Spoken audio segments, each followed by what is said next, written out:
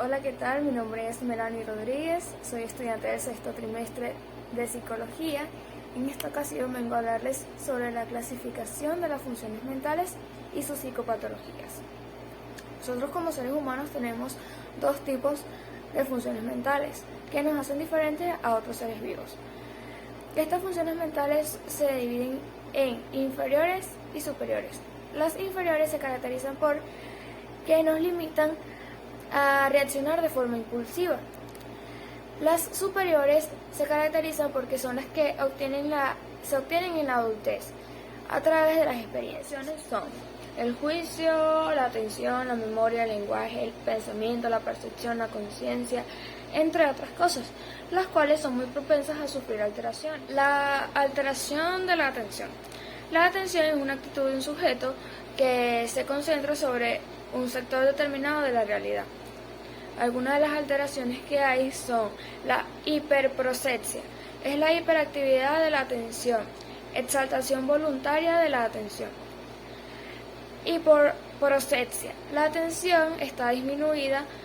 Aquí se puede también referir a oligofrenia, demencia y confusión mental. Aprosexia, es la ausencia o disminución severa de ambas formas de atención.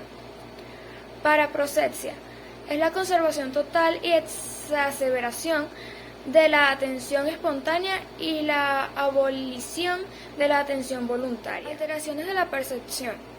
La percepción es un complejo mecanismo psíquico que nos permite la adquisición de todos los materiales de conocimiento procedentes del mundo exterior y del mundo interior, tanto físico como mental. Esto se refiere a la percepción exagerada o agrandada de las cosas, como en realidad son, a como las personas la imaginan que son. Percepción disminuida.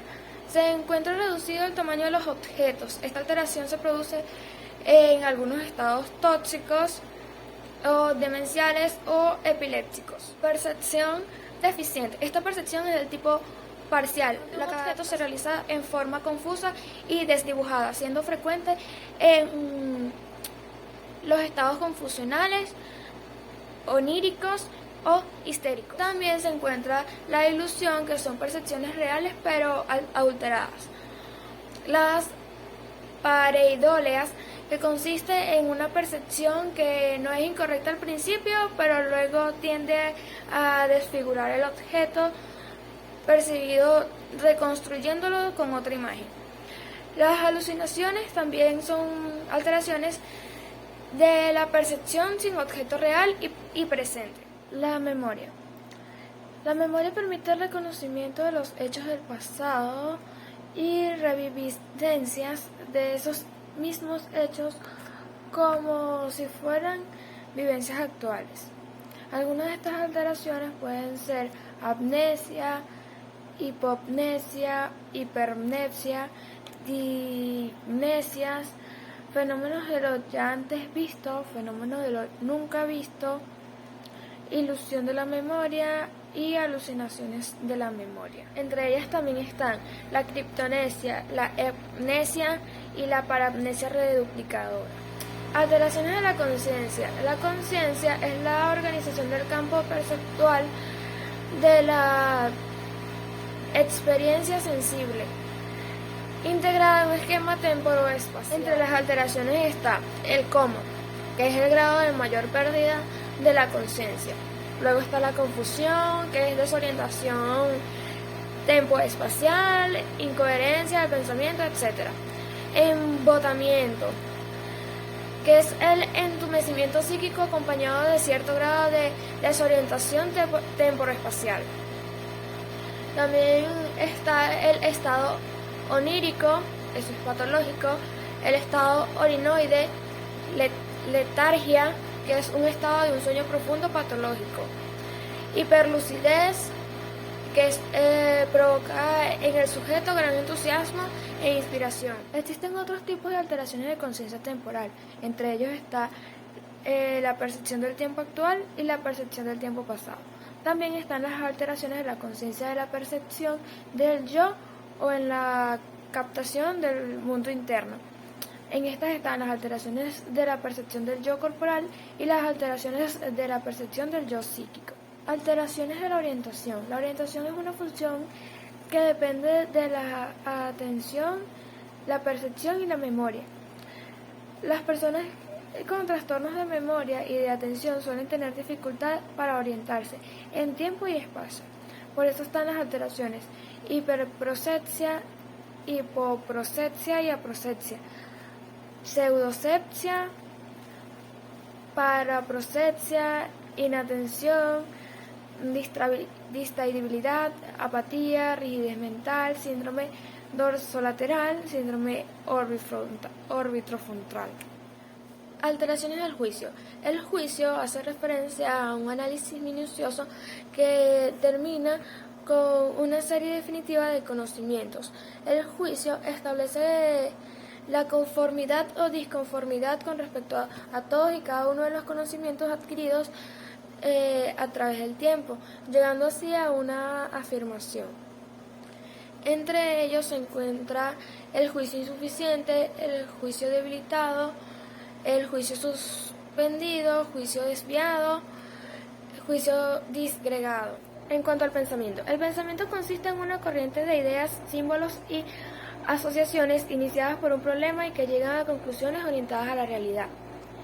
Entre las alteraciones existe la bradipsiquia, la traquipsiquia, el bloqueo del pensamiento, que consiste en la interrupción brusca del curso del pensamiento. O sea, la persona puede estar hablando y de repente se queda callada y arranca con otro tema totalmente diferente.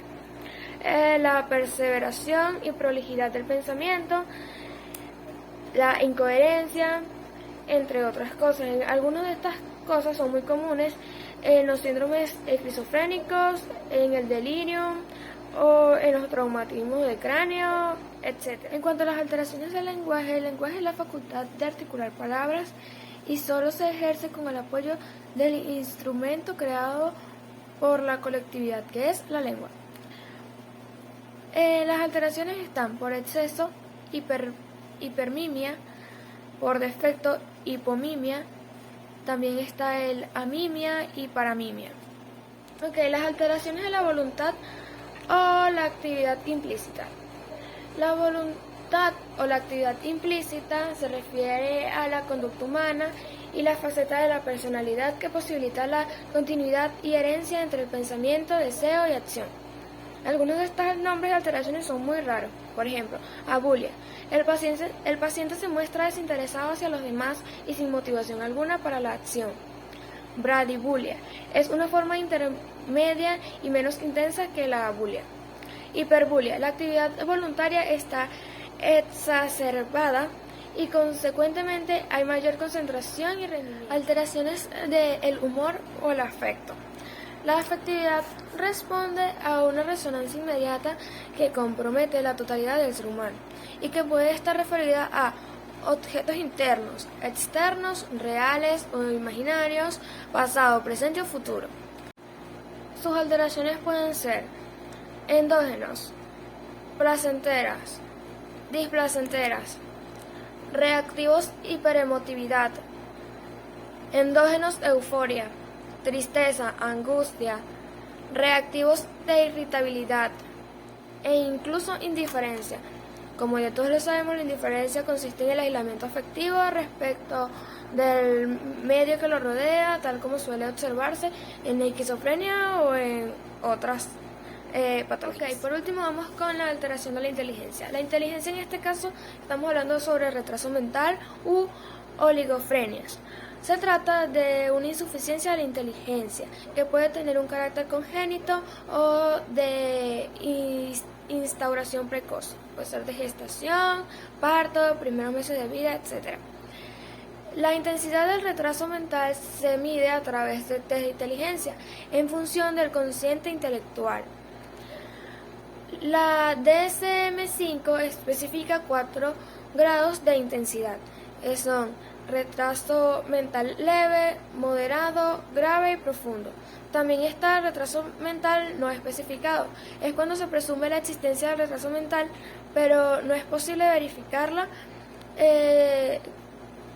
verificarlo según el sujeto mediante los test usuales, sino que hay que aplicarles otro tipo de pruebas.